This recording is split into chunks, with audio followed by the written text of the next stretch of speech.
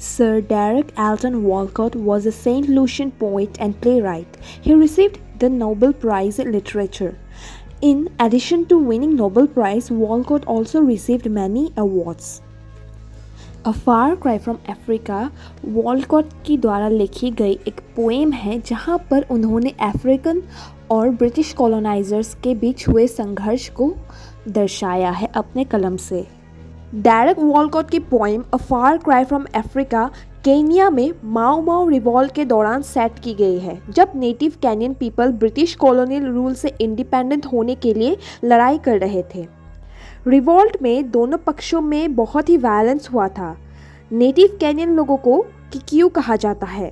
Speaker in native Kenyon लोगों की pen को महसूस करता है और इस पोएम को में दर्शाता है। Without any further ado, let's get to the poem.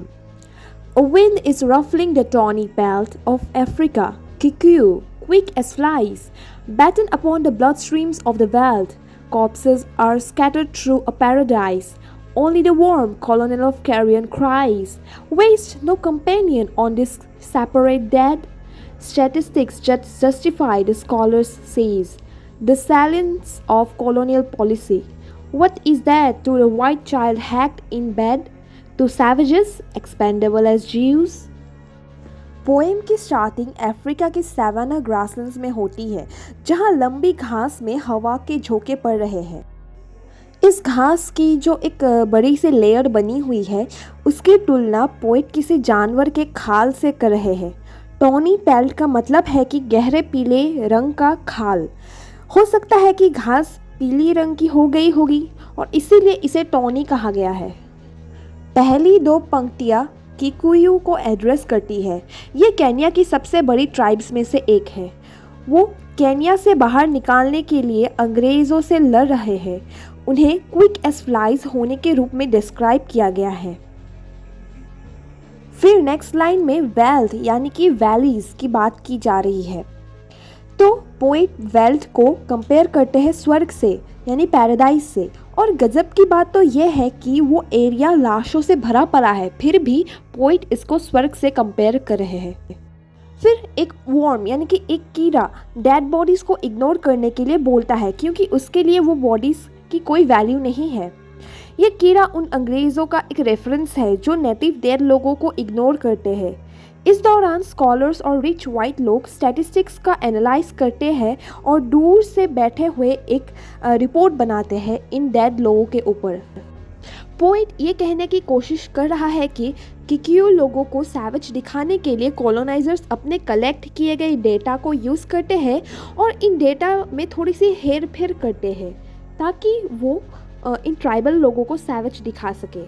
Speaker एक सवाल पूछता है, इस वायलेंस के बीच में रहने वालों के लिए स्टैटिस्टिकल फैक्ट्स का क्या मतलब है? ठीक वैसे ही जैसे कि किसी परिवार के एक वाइट बच्चे की नींद में ही हत्या कर दी गई हो। फिर वॉलकॉट यहाँ किए जाए हुए सभी अत्याचारों को सेकेंड वर्ल्ड वॉर के दौरान नाज़ियों द्वारा किए गए अत्याचारों से तुलना करता है। पोएट केनियंस की हालत जीव्स के जैसे बता रहे हैं। चलिए नेक्स्ट स्टैंजा में चलते हैं। Thrashed out by beaters, the long rushes break in a white dust of ibises whose cries have wailed since civilization's dawn from the parched river or beast-teeming plain. The violence of beast on beast is read as natural law, but upright man seeks his divinity by inflicting pain.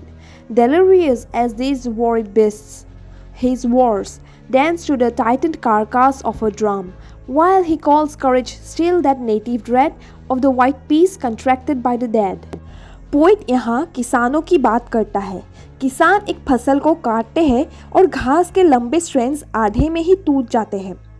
Ibis का एक group धूल की तरह हवा में उड़ते हैं। Ibis एक टाइप का बर्ड है। आइबिस की पुकार सिविलाइजेशन से भी पुरानी है, जो नदियों से लेकर बड़े मैदानों तक सुनी जाती है। ये दिलचस्प बात तो यह है कि जानवर खाने और शिकार करने के लिए जो हिंसा करती है वो तो प्रकृति का नियम है, और अब इंसान भी उसी तरह की हिंसा करने के लिए दूसरों को दर्द देकर भगवान के करीब जाने की कोशिश कर रहे हैं। सच तो ये है कि ये लोग जानवरों की तरह हैं और उनके युद्धों से मौत और नुकसान के अलावा और कुछ नहीं होता। अफ्रीकन्स या अंग्रेज़ों में कोई भी निर्दोष नहीं है। According to the poet, Kikuyu tribe के लोग जानवरों पर शासन करना चाहते थे और अंग्रेज किकियू पर शासन करना चाहते थे। सब पावर के भूखे हैं। इस पावर को हासिल करने के लिए वो सभी लोग इतना पागल हो गए हैं कि वॉर्स कर रहे हैं। वॉर जीतने के बाद वो ड्रम्स बजाते हैं जो उनके द्वारा मारे गए जानवरों की खाल से बने होते हैं। ट्राइबल लोग जानवरों को मारते हैं और अब अंग्रेज उन्हें मार रहे हैं। मतलब ये एक साइकिल जैसा हो गया। मारे जाने के डर से ही वो ट्राइबल लोग यानी कि कैनियंस प्रोटेस्ट करते हैं और साहस दिखाते हैं। इस प्रकार उनका जो करेज है वो आता है अंग्रेज़ों के लिए, जो उनके मन में एक डर है उससे। दूसरी ओर वाइट लोगों को तब शांति मिलती है जब वो देखते हैं कि जो कैनियन लोग उनके खिलाफ फाइट कर रहे थे उनको मार दिया गया है। यहाँ पोएट दोनों ही पक्षों को उनके गलत कामों के लिए दोषी ठहरा रहा है। वो किसी एक पार्टी की तरफदारी नहीं कर रहे हैं। Again, British necessity wipes its hands upon the napkin of a dirty cause. Again, a waste of our compassion, as with Spain, the gorilla wrestles with the Superman. I, who am poisoned with the blood of both, where shall I turn, divided into the vein? I, who have cursed the drunken officer of British rule, how choose between this Africa and the English tongue I love? Betray them both or give back what they give? How can I face such slaughter and be cool? How can I turn from Africa and leave? Poem की सबसे आखिरी stanza में poet बताता है कि एक बार फिर से वॉर के लिए नेसेसिटी दिखाया जा रहा है। यहाँ नैपकिन उन गंदे कॉजेस का एक रेफरेंस करता है जिनके लिए हर कोई लड़ रहा है। इसके लिए केयर करना ही बेकार है, जैसा कि स्पेनिश सिविल वॉर के दौरान हुए अत्याचारों के साथ हुआ था। मतलब कि हर दोनों ही साइड्स फिर से वॉर करने में लगे हुए हैं। रेसिस्ट स्टेरियोटाइप्स को एड्रेस करते हुए पोएट कहते हैं कि कैनियंस और यूरोपियंस के बीच का सिचुएशन बहुत हद तक एक सुपर हीरो और एक गोरिल्ला की कुश्ती की तरह है। बट पोएट ये एक्सेप्ट करता है कि वो इंग्लिश अफ्रीकन दोनों के डिसेंडेंट है, इसीलिए उनकी रगों में दोनों पार्टियों का खून बहता है। वो सोचता है कि उसे किसका पक्ष लेना चाहिए और किसका सपोर्ट करना चाहिए, लेकिन ये डिसीजन लेना एक बहुत ही मुश्किल काम होगा। ये अपने आप को टुकड़ों में काट डालने के जैसा होगा। स्पीकर को कॉलोनाइज करने वाले ब्रिटिश ऑफिसर्स के लिए कुछ भी प्यार नहीं है और उनकी तुलना शराबी से करता है। स्पीकर सवालों की एक सीक्वेंस के साथ स्टेंजा को एंड करता है। वो अफ्रीका से अपनी गहरे संबंध को अंग्रेजी भाषा के प्रति अपनी प्रेम के बीच कैसे चूज़ करने वाला है? क्या उसे अपने दोनों पार्ट्स को धोखा देना चाहिए या उसे वही बनना चाहिए जो सभी लोग ऑलरेडी बन गए हैं? ब्रिटिश कॉलोनाइजर्स या कैनियन फाइटर्स जो कर रहे हैं उससे वो कैसे एग्री हो सकता है? वो अफ्रीका से कैसे मुंह मोड़ कर जीवित रह सकता है? ये सभी क्वेश्चंस एक दूसरे की एकदम कॉन्ट्राडिक्टरी है।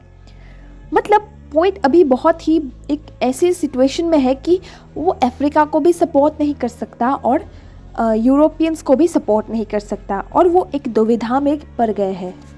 The poem ends here. The poem highlights the time of colonial rule in Africa, especially in Kenya, which led to extreme violence on both the sides.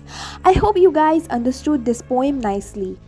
Please subscribe to this channel and keep supporting all the videos.